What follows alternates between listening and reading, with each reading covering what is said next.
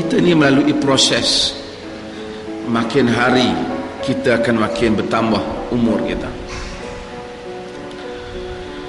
Tidak ada siapa yang boleh menjangka apa yang akan berlaku pada besok hari secara tepat. Boleh mengagak mungkin, tetapi Allah Azza wa Jal yang menentukan kehidupan ini. Kadang-kadang perkara yang kita rasa kita tak boleh buat, jika Allah izinkan ia berlaku. Dan ada orang yang merasakan dia besar dengan segala kekuatannya, tiba-tiba dia gagal dalam hidupnya. Dulu masa kita sekolah, kita kena ingat ada kawan-kawan kita yang selalu dapat nombor 1, nombor 2. Tapi bukan semua yang dapat nombor yang baik-baik itu akhirnya jadi orang yang hebat.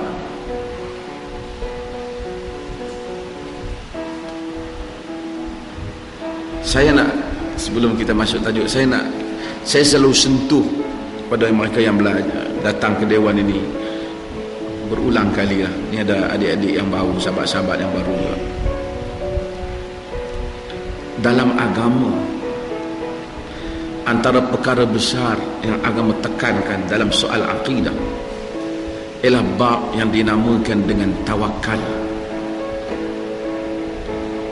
Insan bergantung dengan Allah Subhanahu wa ta'ala.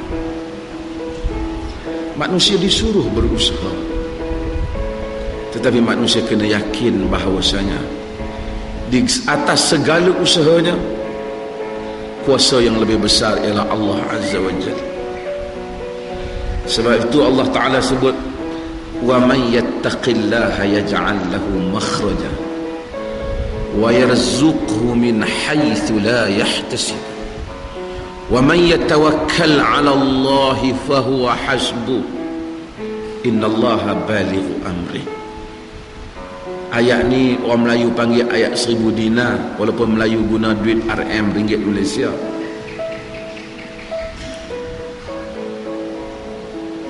Kita tak panggil dia 1000 dinar ke apa. Dia ayat daripada surah At-Talaq. Ketika Allah menceritakan nasib wanita-wanita yang ditalak, dan juga nasib manusia keseluruhannya lah pada umumnya, Allah ingatkan kepada mereka dan ingatkan kita, wa man yattaqillaha yaj'al lahu makhraja. Siapa yang bertakwa kepada Allah, Allah jadikan untuknya jalan keluar.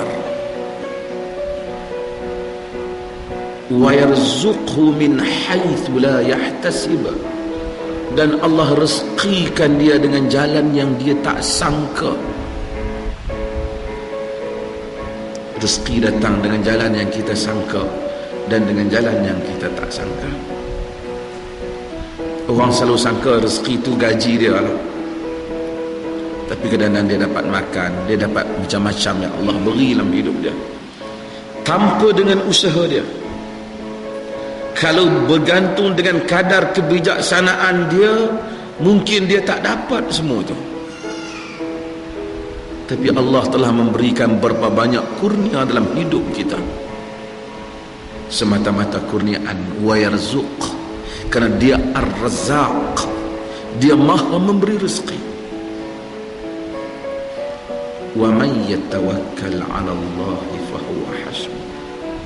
Siapa-siapa yang tawakal dengan Allah, cukuplah Allah baginya. Tuan-tuan hadirin dan hadirat yang dirahmati Allah Subhanahu wa ta'ala, tawakal adalah keajaiban hidup. Semua mana, saya ingat tuan-tuan dah selalu saya duk sebut, saya sangat suka dan alhamdulillah saya sentiasa apa je ada kesempatan saya suka baca apa yang Nabi ajar dalam hadis yang diriwayatkan oleh Al-Imam Nasa'i. Itu ya Hayyu ya Qayyum birahmatika astaghith aslih li sya'ni kullah wa la takilni ila nafsi tarfata 'ain. Wahai Al-Hayy Al-Qayyum, Al-Hayy Allah yang maha hidup, Al-Qayyum yang maha berdiri, yang menguasai segala urusan, yang menguruskannya, yang menegakkannya. Birahmatika astaghith, dengan rahmatmu aku memohon pertolongan. Aslih li sya'ni kullah, baikilah untukku urusanku keseluruhan. Wala takilni ila nafsi tarfata 'ain, jangan engkau serahkan aku kepada diriku walaupun sekelip mata. Maksud, ya Allah, tolonglah urus urusan ini, nak mengharungi kehidupan dengan cabaran-cabaran kehidupan.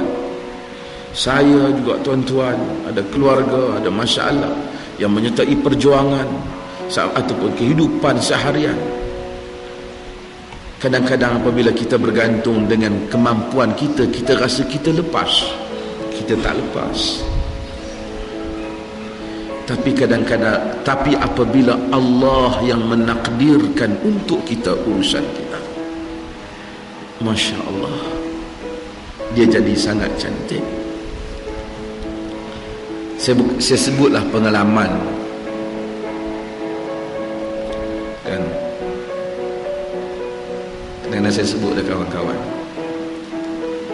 kalau saya nak usaha untuk orang dengar apa yang saya ceramah ni, 2 tahun saya jadi mufti, alhamdulillah lah, ramai lah yang dengar macam-macam, tapi tidak lebih hebat dengan sekali Jaiz tangkap.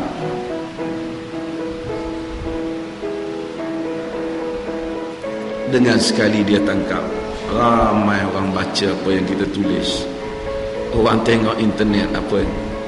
Kadang-kadang kita tengok masa dia tangkap tu pun kita sebut yang sama, ya Hayyu ya Qayyum birahmatika astaghith aslih li sya'ni kullah wa la takilni ila nafsi tarfata 'ain. Allah memberikan, kadang-kadang apabila Allah menguruskan urusan ini, ia sangat ajaib juga kehidupan tuan-tuan. Ini satu contoh lah. Banyak perkara yang orang sangka dalam kehidupan ini kita menang, kadang-kadang jika Allah tidak izinkan kita kalah.